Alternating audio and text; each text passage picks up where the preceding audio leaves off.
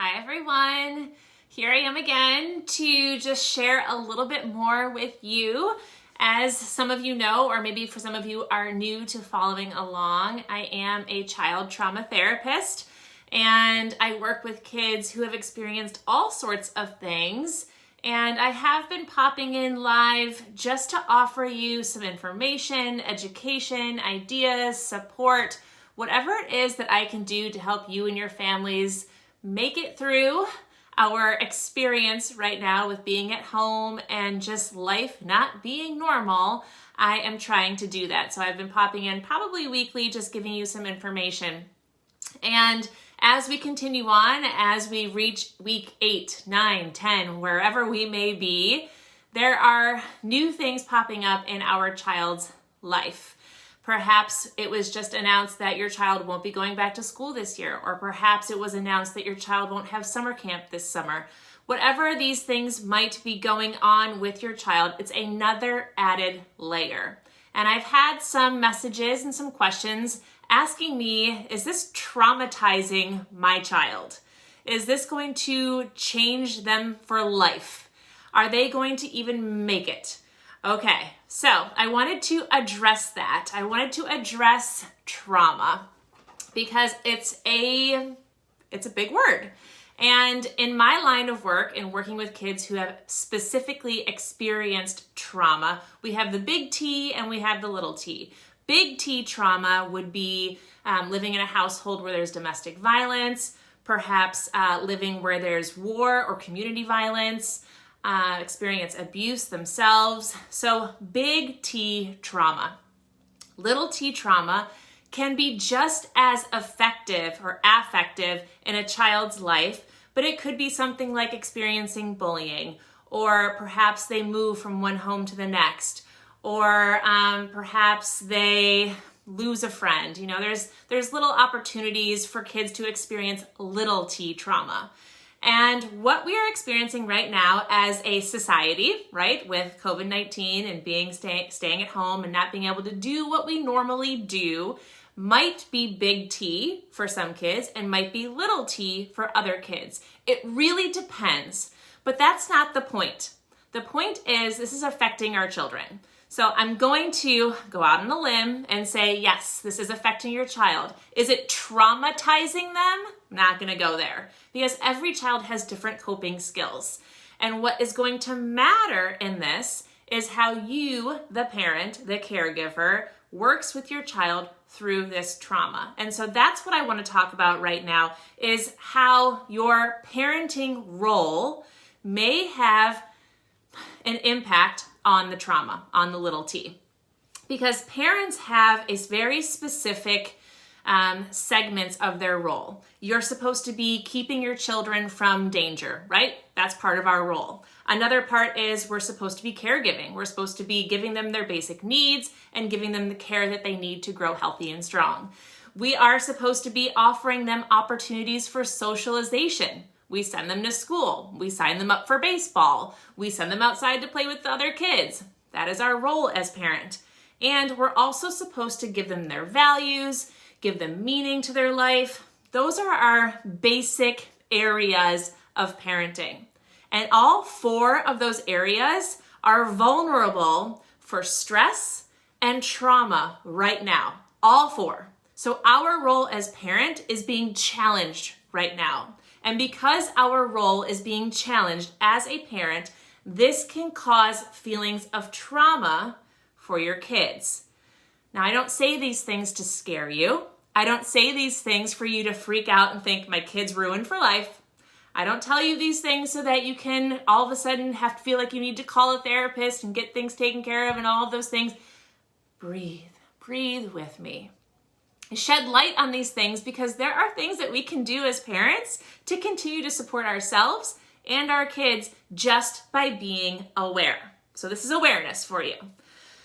Really, our kids have experienced an abrupt change in their norm. They were at school one day and then they weren't.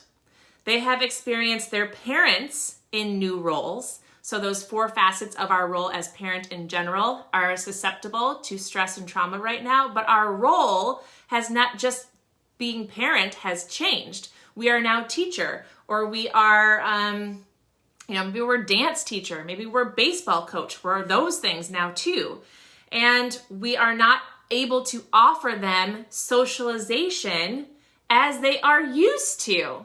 Because now we're like, oh, you have a Zoom call with your class. And for kids who are introverts or kids who are naturally shy, this is exhausting for them. It is not necessarily meeting their basic needs of socialization.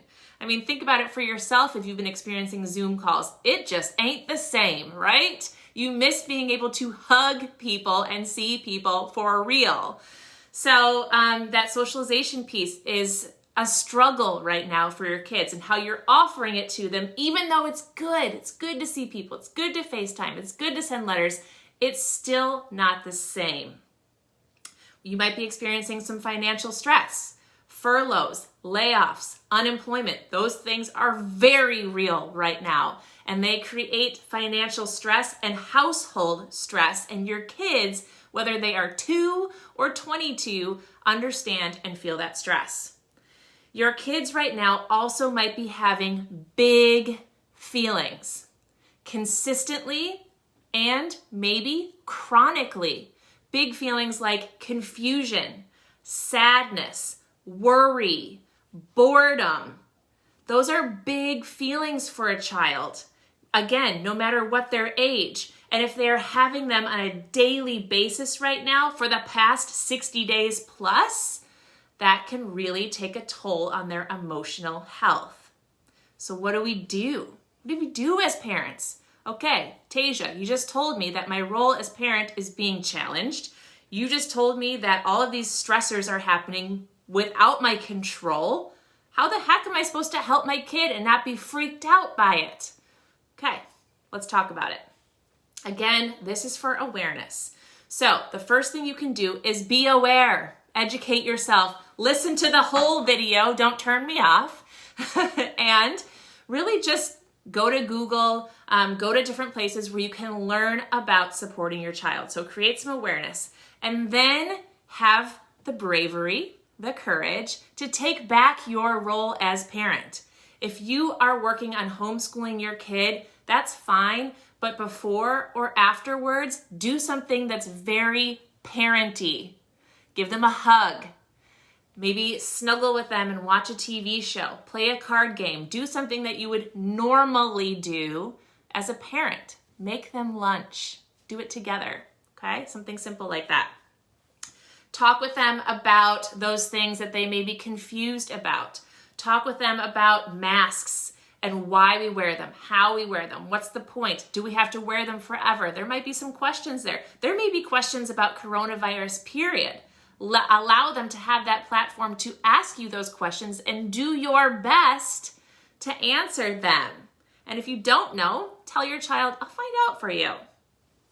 It's our role as a parent and as grown-ups, really, to speak the unspeakable for our kids. Sometimes they don't have the capacity yet to be able to speak how they're feeling or what's going on with them. So we have to label it for them. We have to sort of throw different ideas out there until they say, yeah, Mom, that's it. That's how I'm feeling. That's what's going on with me. So speak the unspeakable for them. Don't just sugarcoat things. Don't just ignore things, avoid things. Go ahead and put it out there on the table. Create awareness for yourself as well as for your kids, and take back that caregiving role as parent. That's the first thing you can do. The second thing is give them opportunities that mimic normalcy. And I talked about this a little bit in a past video that I did, so you can scroll down and watch it. But mimicking normalcy will really go a long way. So we've been doing some simple things in my house. We've been going to pick up school lunches, even though we don't necessarily need the school lunch. We've been going and getting school lunches so that my daughter can have school lunch, just like she used to. It's a free opportunity that the district is doing, so we've been going to do that. I've been giving her after school time to call her friends and hang out with them on FaceTime. They play games together. They do that via Zoom, but it's like after school playtime. I have been giving her opportunities to dance with her dance class. So maybe when you would normally have baseball practice, go outside with your child and throw the ball around. What can you mimic as normal schedule, normal things that your child may be having. The last thing is do some daily check-ins with your child. Daily check-ins. So I like to do them in the morning. I like to say, how do you want today to go? How do you want today to look different than yesterday? What are you hoping for today? What are you hopeful for about today? What does your schedule look like? How can I help you today? What would you like me to do with you today? So we do those daily check-ins every single day. Then, once you do that, I want you to then do some daily dream work with your kids. Because right now, one of the biggest frustrations is that kids really are feeling like they can't plan ahead. They can't plan ahead. They can't think about vacations that they were supposed to be taking. They can't do those things like I'm so excited for, because we are so uncertain, right? But they can still daydream. They can still talk about what they would like to do for Christmas. They can still talk about what they want their summer to look like. They can still talk about what they want their weekend to look like. I encourage them to continue to dream with you. Daily check-ins and daily dreaming is really, really great as well. And it gives you, again, that piece of your parenting role to offer them value, offer them meaning of what life is right now. You're offering meaningful pieces of life for them right now, and that is one of your jobs as parent.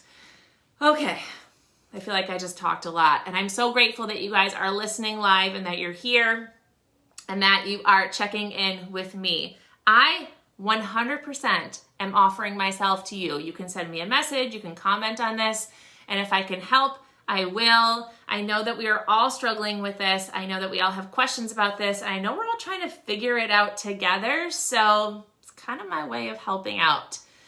Don't worry. Your kids will be okay, but be there for them. Create that opportunity for them to really talk about things, for them to feel your presence as parent, and for them to feel safe with you. That is super, super important. I hope you have a great rest of your day, and I'll be checking in again. Thanks, guys. Bye.